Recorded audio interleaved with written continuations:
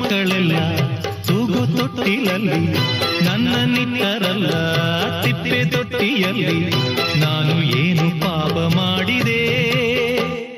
ಅರ್ಧರಾತ್ರಿಯಲ್ಲಿ ಅರ್ಧ ನಿದ್ದೆಯಲ್ಲಿ ತಾಯಿ ಹಾಲು ಎಲ್ಲಿ, ಲಾಲಿ ಹಾಡು ಎಲ್ಲಿ? ನಾನು ಯಾವ ದ್ರೋಹ ಮಾಡಿದೆ?